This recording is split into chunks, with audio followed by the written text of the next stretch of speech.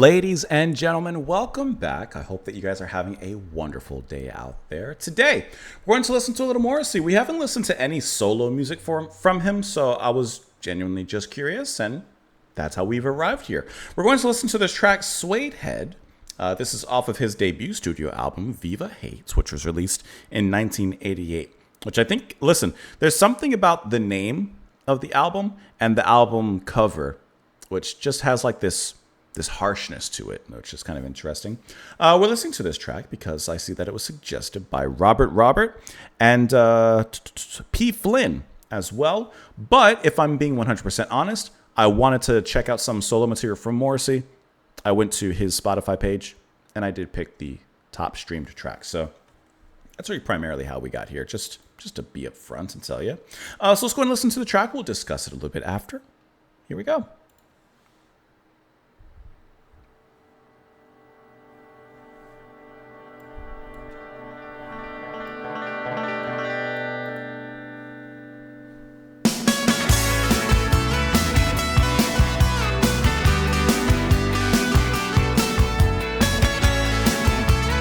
Good.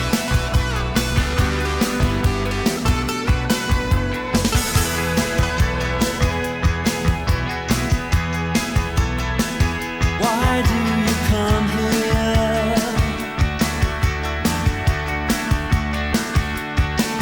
And why? Gotta love it. Why do you hang around?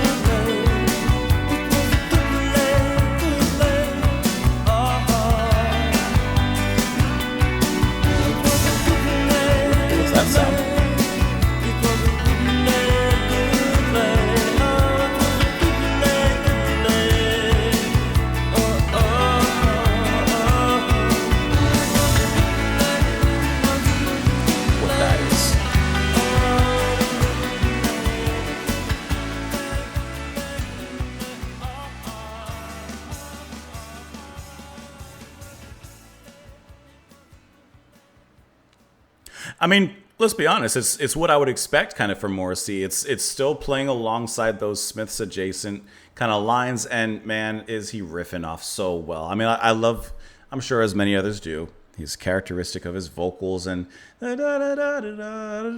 has a certain way of course, delivering in this kind of near yodeling kind of influenced style that just romantically weaves itself into this track, and I love it. He goes hard into that particular paint, and it sounds great.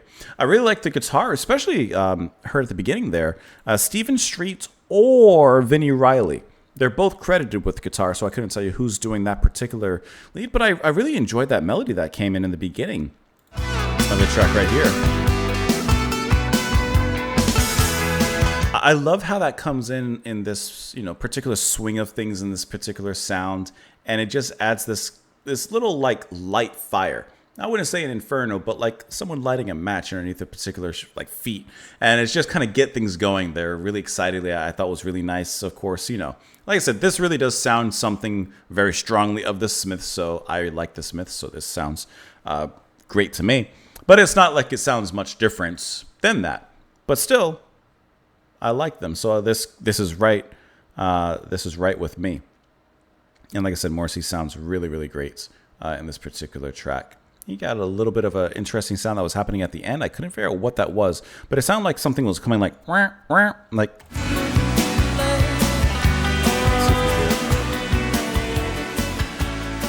I should have gone earlier.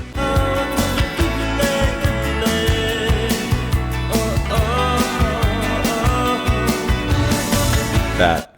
I don't know what that is, but I feel like it's something that has meaning. I just couldn't tell you exactly what that would be. Why do you come here and why do you hang around? I'm so sorry. Why do you come here when you know it makes things hard for me?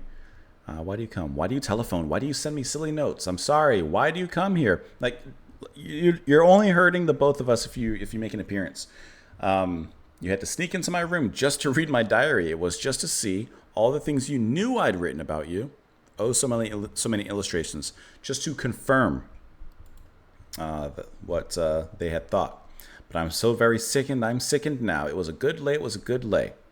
Like we had our fun, and my. it's time to move on. Let's not become obsessed. Let's see. Co-written by Morrissey and former Smiths producer Stephen Street, the song was Morrissey's first solo release after the breakup. Inspired lyrically by the Suedehead culture, recalling an individual from his teenage years in the context of the movement. Street, who had originally sought to contribute his musical ideas to Morrissey, had used Smith's B-sides, also contributed bass. And here, Suedehead movement. Offshoot of skinhead subculture in the UK and Ireland. Skinheads, Suedeheads drew their hair longer and dressed more formally, although often working class like skinheads, some had white-collar jobs. Okay. Let's see. Upon release, the song saw commercial success, reaching number 5 in the UK. Encouraged by the success, he would continue working with Street for subsequent singles and the rest of the album, becoming one of his most popular and successful songs. Let's see. He refused to specify the individual in interview, saying, "I'd rather not give any addresses and phone numbers at this stage." Let's see. Morrissey elaborated on his feelings about the subculture. He said, "A Suedehead was an outgrown skinhead, but outgrown only in the hair sense. An outgrown skinhead who was slightly softer, not a football hooligan. Back in '71, when youth cults were on the rampage in Manchester, there was a tremendous air of intensity and potential unpleasantness. Something interesting grabbed me about the whole thing. I don't think there were any good guys. Everybody had chips on their shoulders. There was a great velocity of hate. Everybody got their head kicked in. It made me what I am today," he says. Shares a title with the Richard Allen book of the same name, which similarly was about the same subculture. But Morrissey commented, "I did happen to read the book when it came out, and I was quite interested in the whole Richard Allen cult. But really, I just liked the word Suedehead." I just liked the words. And that's how it appeared in there. Got the release information, chart information, of course. 19 in Europe, 2 in Ireland, 5 in Italy, and 5 in the UK, and so on and so forth. Let me know what you guys thought of it, of course, in the comments down below. I appreciate you all watching and hopefully enjoying. Come on back by tomorrow. Have a great rest of your day, and I will see you all then. Bye, guys.